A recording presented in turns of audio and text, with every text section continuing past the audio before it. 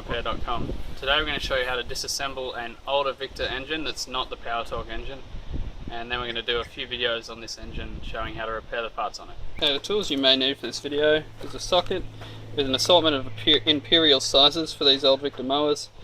You'll need one flathead screwdriver, two different Phillips head screwdrivers, possibly a hammer and chisel if your blade bolt is very tight. Okay, start by removing the top cover. To do that, we've got a Phillips head screwdriver. We'll remove the screws at the top.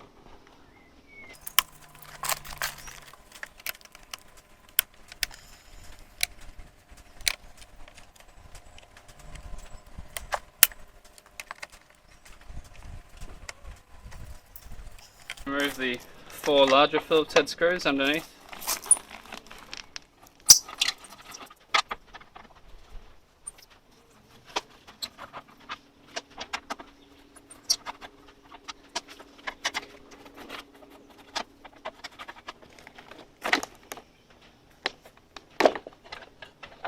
And then you should be able to lift off the fuel tank and top cowling.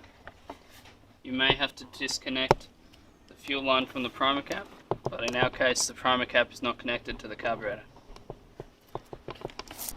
Next we're going to remove this black cover. The exhaust is usually bolted to this bolt here, but as you can see ours is snapped off. So we'll just pull out. The exhaust also has clips that should go from here like this over the exhaust. So if your clips are missing, that's probably a reason why your exhaust is loose. These can be ordered on the website, these clips, if you need those. But we'll continue. It's 3/8 bolts here. You can also use a 10mm. You have to be careful with the 10mm not to burr them.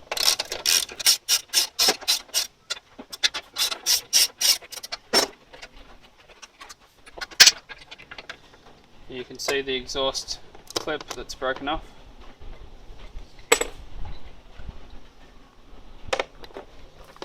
Also need to go to the back.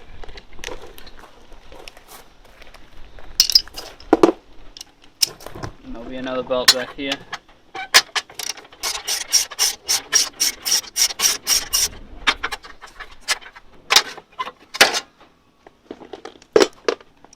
Final bolts on this black cover are these two at the front. These are 1/2 inch or 13mm if you're in metric.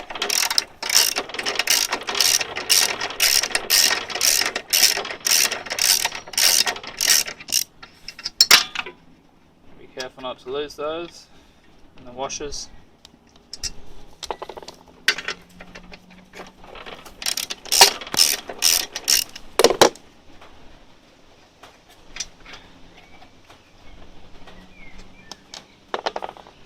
Once they're done, you can lift the black cover from the back and then push it forward, and then you can lift it up slowly. If there's any hoses holding it back, like this decompressor hose, you want to carefully remove that. On this side. Once the black cover is removed, you can see the ignition coil here and the pull start here. First we'll take off the pull start. So we'll undo this main bolt in the middle. It's a big Phillips head.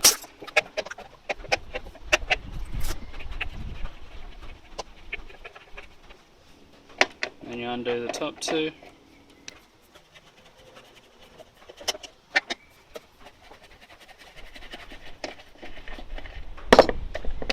You want to grab this metal plate as you pull it back. Also the cog, just want to gently try and maneuver it. If you can, pull that bolt all the way out, like that. And you should be able to lift the pull start from out and underneath. Be careful not to lose these bolts. Once you've got that, if you're not fixing the pull start, you want to keep it together carefully so you can put it back in how you found it. In a later video we'll show you how to repair this pull start when it's broken. The next thing we'll do is we'll take off the ignition coil. That's just 2 3/8 bolts.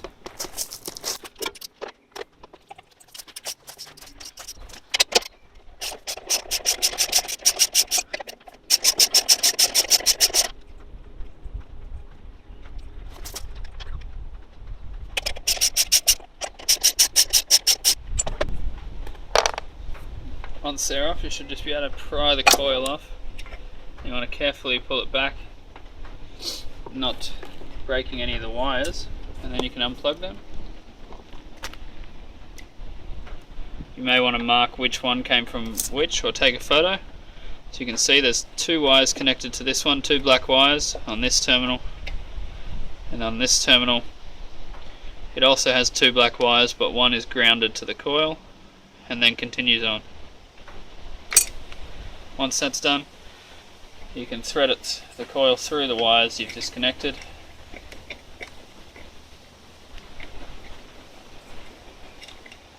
And out the front, and then depending on your spark plug arrangement, you may need to remove the top of the spark plug to get your lead off. Okay, after that we're going to pop the carby off. To do that, you just tilt it forward, like so.